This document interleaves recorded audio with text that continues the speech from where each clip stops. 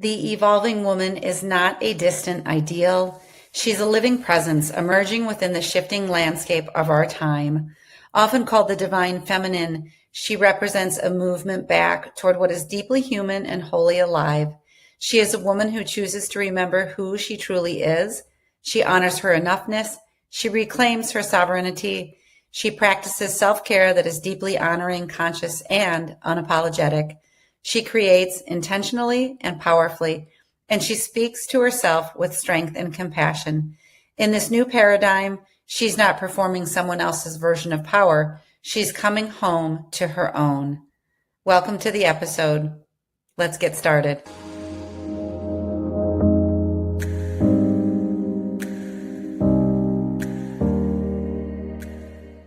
Welcome back to Mystical Sisterhood. I'm your host, Maureen Spielman. As I was playing with different topics for today and today's episode, I thought to myself, well, what do you really want to talk about? And it came to me just in a snap, and it was the words, the evolving woman, came to my mind. And I figured that I sit here and record podcasts with guests most weeks of the year if I'm not doing that with clients in my groups and friends and family. And without fail, what I'm seeing across groups, people close to me, is that what is happening in the commitment to our personal growth, our awakening, our claiming and reclaiming, and really moving into these more expansive ways of seeing the world. So before we dive in, I just want to welcome you here. If you're a new listener, just a warm embrace and open arms to you being within a listening field of this podcast. And I want you just to take a breath and honor yourself for taking time out of your day, for taking moments to yourself, and whatever it was that drew you here. Something about the title, maybe it's that you're a committed listener, and to you, I bow down and say thank you. Or maybe it's something about the movement you're seeing within yourself or within special people in your life. I personally appreciate you so much for being here. And whether you stay for part of the episode or the full episode, you know my personal episodes, the solo ones, tend to be a bit shorter, like around 20 or 25 minutes. But no matter if you stay for a little or a lot, you are an integral and necessary part of the Mystical Sisterhood. And I think that when we join in a portal such as this podcast, we are really merging our energies and we're creating more light on the planet. And besides this being a vehicle for you learning about more modalities, things you haven't heard. Last week we did light language. It was so fabulous. And we dive into modalities. And I think Jody Farina said last week that they are infinite. You know, there's infinite modalities, there's infinite light languages. And so for that, I say, let's put them all on the menu. And because we're such unique individuals, we get to choose which ones speak to us, which ones not so much. And what I'm seeing in my own field is that as I sort of develop my beliefs about what I want to see and experience in the world, I'm drawing into my field that which is resonant to those beliefs. And just to name a few, I was thinking that women are intelligent, creative, strong, daring, desirous, desiring, loving, compassionate, boundaried, and that we have needs. And there's just so much more. We're courageous, we're taking risks, we're changing course. We are living out new timelines. So I take this worldview out into the world, and I feel like in many ways, the things that I've culled over the years, what I've read, what I've heard, what I've been attracted to and want to bring forth in the world, it's attracting these experiences back to me with other women. When we first read Abraham Hicks or something, and it's your thoughts become things, or, you know, you're the attractor of your reality. It's like, no, that can't possibly be true. But the more we practice what I'm going to be talking about today, it becomes true. It becomes truth. It becomes truth by our being and by our commitment to ourselves. So I think that's just the coolest thing. You know, with regard to that, I would say this is the concept that we bring mirrors into our field. Often we talk about mirrors, like if something's appearing in your field, they're here to mirror something you have to learn or heal. But what I'm really seeing too is that there's these mirrors in which, beautiful women and examples are coming into our life, and they're mirroring to us where the beauty lies within, right? There's always going to be the mirrors for the shadows and the places where we quiet our brilliance, bringing a compassionate illumination to ourselves in our lives. But let's talk about the mirrors of just the beauty that we're seeing in the world, and those willing to step forward in order to live out a life that they really want to live, to feel a way they want to feel, to have experiences that they want to experience. And I feel like in the past, these have been sort of eras that have passed through. But what we're entering when we're talking about 5D consciousness, or we're talking about Age of Aquarius or the New Earth, are that women are standing on this threshold and they see all these choices fan out in front of them. And, I was thinking, like, I so often write to the woman, but if you are a man, this is for you too, because I really see men extending and stretching themselves in new ways as well. And it's a new dawn, and let's celebrate that. Let's champion that. Let's, I always think of the clapping and the bravo. And it's really dawning on me recently that when we're doing this work, we really want to represent it. Like when we get clearer and cleaner within ourselves to say, hey, this is worth looking into. And if it's not for you, it's not for you.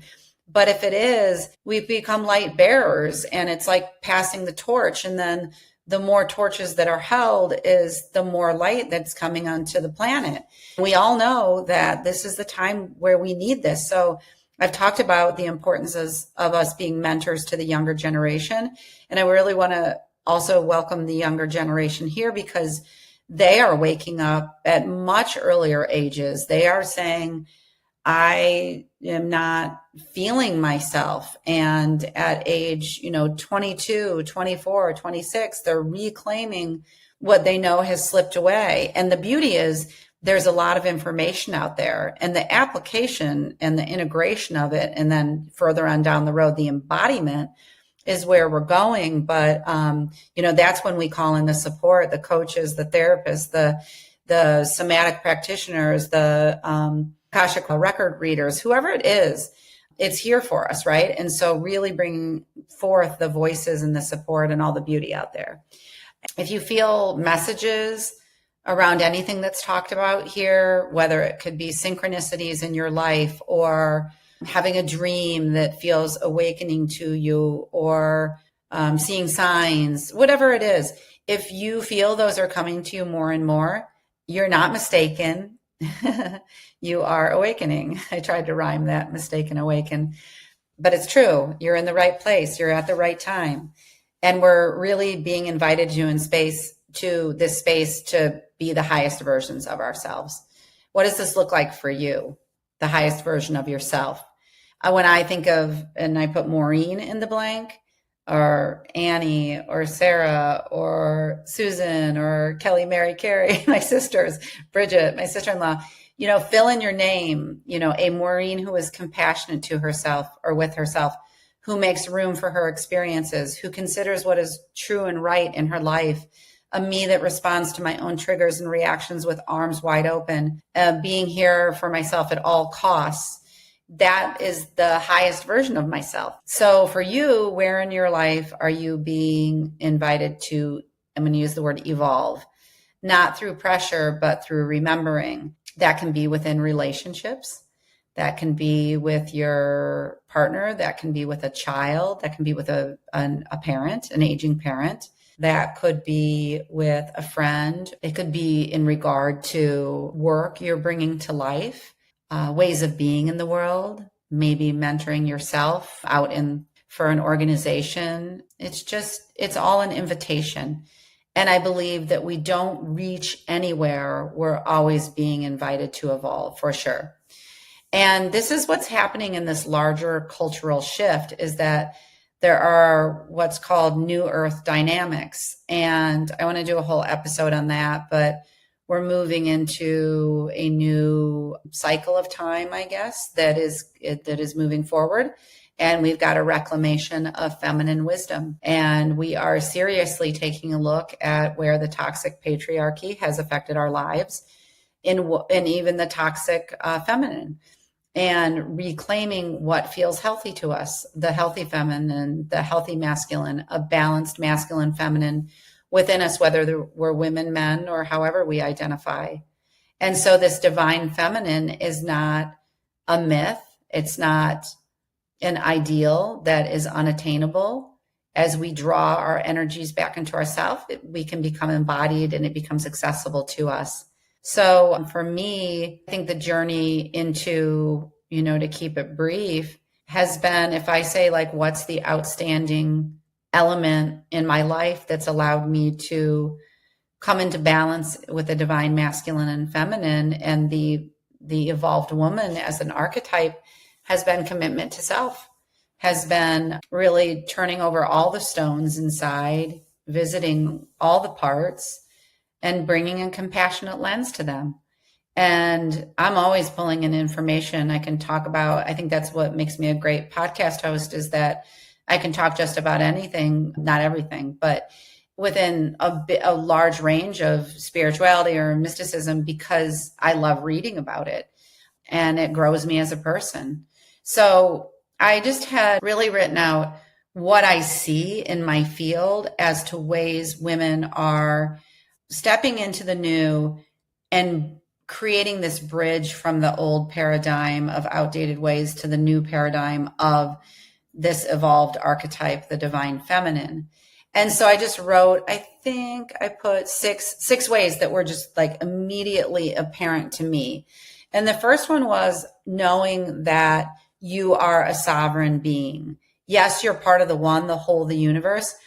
And this universe also exists inside of you. And I always love that idea that we are the microcosm of the macrocosm. But we are, my friend Nandy Wise said recently, we have agency over ourselves. We have free will. We have conscious choices. That was a podcast episode, not, like a few months ago I did.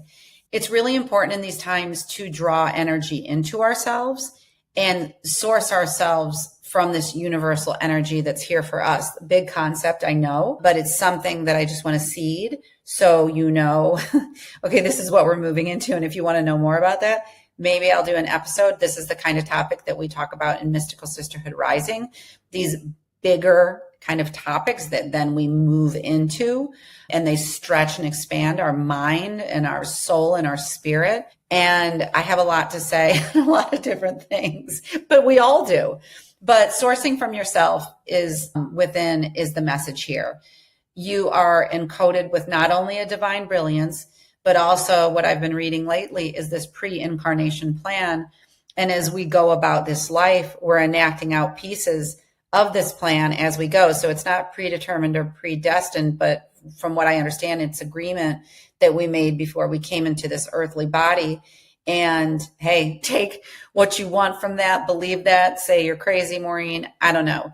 But I think it's a pretty cool concept to say, like, when you hear, I know right now a lot of people are saying, but I've really heard my friend Alicia Isaacs House say, we are remembering. And to me, I want to have her back on to talk about what she means. But to me, that means we're remembering why we came, because we're working out this divine blueprint and this uniqueness that is only you. And the beauty of your signature is, we can't do this world without you. So we're taking back the reins, and anywhere and everywhere we have given away or relinquished our power, our choice to another is going away. So like giving our power away is going away. And we're bringing this ability back into our energetic sphere. So that's sovereign. I am free. I love that concept. So that was my number one, like, wow, the evolved woman, who is she? She's sovereign, and she knows she's sovereign, and she's pulling back the moving from the outer world, dictating how she thinks, feels, dresses, experiences herself, to one of, how do I, sourced from within? What do I think? What do I feel? What do I experience? It all matters. Number two was the women of the new paradigm are practicing upgraded or up-leveled self-care. And I see women over and over tapping into their needs, saying that, this is BS. I haven't been doing it, but they're kind of like, and I believe on this one is we see each other. We see, oh, how's she doing it over there? How's she doing? I like that. It's not to say like, I'm going to do what she's doing. It's to say there's something about how she's doing it that is really appealing to me and I want to know more about. So many of us didn't know that we even had needs, but I see a lot of them emerging now.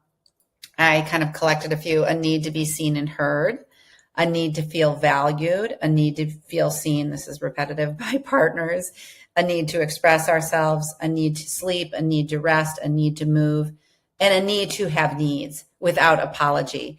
And this is one level of self-care happening now. I love that. And for me, feel into this one where rituals and like this more masculine, like, I've got to like build rituals into my life. No, it's just happening seamlessly. Like a dear friend created an altar in her house and she goes to the altar every day after hearing, I believe it was Julie Geigel, a guest, talking about Archangel Metatron. And it's like, we're not having to try as hard because the information is more accessible. And then you're like, oh, okay, what do I want to feel into? Do I want to do a gratitude journal? What do I want? And there's no right, wrong, better, best. But these really include too energetic hygiene, what we're choosing, how we're choosing to spend our days. Are we around, toxicity in our lives of all sorts, and having boundaries with our time. And so those kind of fall under, for me, this self-care that we're practicing. And the third one was outdated voices of judgment, criticism, and comparison are dying off. And I work with these in myself all the time. I'm human. I can see where I might be saying one thing, but then doing another. And so where I'm looking to get is a more congruent place where, it's just like, okay, Maureen, you're being the way that you're claiming you want to be. And that's okay. That's a journey, right? I have gotten to know those critical voices of me or anything else in my life really well. And that awareness, I was thinking about the words that has led me to challenge them, but really embrace them. I don't want to shun any part of myself, and I can more readily see when I or we have subtle ways of beating ourselves up. So we're working on shedding those stories as a collective of not enoughness that have either ruled our lives before we became conscious, or we're in some part of the process of letting go. Yeah, we're still here, which is fine, because I think that the period we're in is inviting the shedding of the distortions, and it happens over time. And I say, let's have these conversations so we can assist each other in healing and letting go. Our inner dialogue really becomes this portal to alignment. The next one, 4, was women are really staking claim to what they want to create and experience. And I really love this one. One group I run, Creator Connections, this is what we do.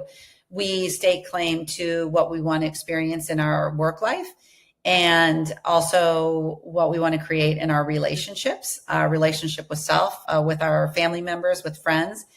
And I believe that in the creations we're allowing, it's coming in congruency with the inner work we've done. So even when we come upon challenges to how we've thought about creativity in the past, like, oh, I'm not creative. Well, forget that. Any claims to like, I'm not intelligent, I'm not creative, that was like the biggest bill of goods we were ever sold, because none of it was true. We each have a unique intelligence. We each have a unique expression. There is no one definition of creativity. And I think as we women have been kind of looking at these limiting beliefs that we once had, then now we can see like, oh gosh, that's not even true. Again, keep on having the conversations. I kind of like, when I was thinking about this, like another thing I see is women exploring new avenues. And I think that this is equally as exciting, because we're claiming what we love without apology. So if someone goes to take a walk in nature, if someone's passion is to volunteer within their community for whatever that area is they love, if someone is taking on a new line of work, whether it's a side venture or a main venture, or they've worked in a certain field for a while and they want to try something new and they don't want to be defined by anything that came before that. That might not even be with work. It might be in relationships, going through a divorce, claiming that emancipated self. There's just so many avenues that women are really owning and seeing that when we are supported by one another, it is a really crucial or critical piece of our awakening and our ascension, is to be able to name, to be able to hold and witness back, mirror back. Like, I see you, and what you're doing is absolutely amazing. I had a client tell me something last week, and it was seemingly so small, but I said, that is not small. It is integral to who you are. And I love that. So just like this creativity burgeoning and the expression of ourselves in new avenues. And guess what? It is never too late. It is never too late, whether you're 55, 75, 85, it is never too late to begin something new. I see that, and it delights me to see across ages women really claiming what creates a radiant or vibrant life for them. And the sixth one that I came up with, where I really see women coming together, is the joining together to create conscious conversations and truly support one's endeavors. That is a choice. That is a clearing off of the lenses of the distortions we've had about anyone being our competition. It is absolutely falsehood that could even be true. Even someone who's side by side doing seemingly the same work is not. Their work is unique to them, and there might be overlaps. And these are the places that we're healing, right? These are the places where we see like a trigger come up or a shadow side that we're like, okay, wait a minute, that's going to get in the way of what I truly want to experience. It is in the conscious conversations, I believe, we evolve. And, the conscious conversations go alongside our pristine care for ourselves that I was talking about too. And so these are the ones that I really came up with, of the divine feminine and this evolved, woman that's moving in, and the evolved man. I'll say that again, if any man has stuck to me to this point, and you know who you are, if you have, it's about you too, because you're integral to the conversation. And so by talking to women, it's not to exclude anybody. It's just that I think when I created the Sisterhood, it was the prime audience. Who knows? That may change as we sort of really recognize each other, across the aisle, as they say. So you're welcome. And really, I want to hear your feedback and hear what you think about the divine masculine too. I love to hear any kind of revelations, or even if you take something into your week and then the next week you're like, oh, that just sank in. And I noticed this about the way I talk to myself, or, oh, I really want to put this into the world and create it. I am one of many with offerings that are here for you. I run the Mystical Sisterhood Rising, which is a group where we're really having a weekly meetup for 75 minutes. And I think that the divine self and consciousness rising and the emerging mystic are themes that are going to be coming up in the next 3 months. If any of this is resonant to you in any way, consider joining us. It's right on my website under community at maureenspielman.com. And I'll put it in my show notes here, but it's accessible to you. It's here for you. And it really is additive and supplemental to what you're already doing. So you're invited there, or in containers of one-on-one coaching, to explore what you want to build into your life, what you want to uncover and release as well. So if you find yourself on any of these paths, or you're experiencing yourself in any of the ways that I noticed, I applaud you, number one. And number two, know that you're no longer alone. You might not have found the places yet, but you will, because they're opening up. The portals are opening up. They're being formed, or they're in formation, and they're part of someone's creation plan. And let me tell you, if there's something you want to create, please reach out to me, because I love to support individuals in their next creation. And it's because I've done it on my own, and I see how fulfilling. And if you've got something in your mind that you're like, I want to create it, and I know this will be fulfilling to me. I know it's part of my soul's mission. I know it's part of why I'm here, my divine blueprint. Even if you're not using those words, it's important. And I'll tell you, when you go to pursue a path that's unfolding in front of you, you will just be so overjoyed by what it gives back to you. So I'm really here for that conversation and the coaching around that, because it's so fun. It's so fun to understand and open ourselves to what the heck we're doing here. As I finish up, I wanted to ask you, did this episode and the framing of the evolving self or the divine self open anything within you? Is there any ancient knowing or just a knowing that was tapped into? What are you remembering about any part of your plan? And I just want to say, we're on this journey not to get somewhere.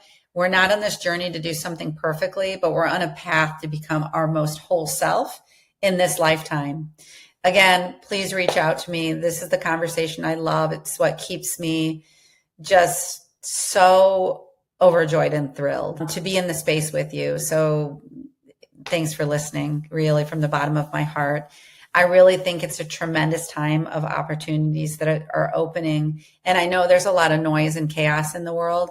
And yet, when we live from this inside out way, we contribute to the collective in ways that are just so exponential that it is not selfish to do this. It is not turning a blind eye to other things happening in the world. It's contributing to a light that we so sorely need. I'm just going to leave it at that today.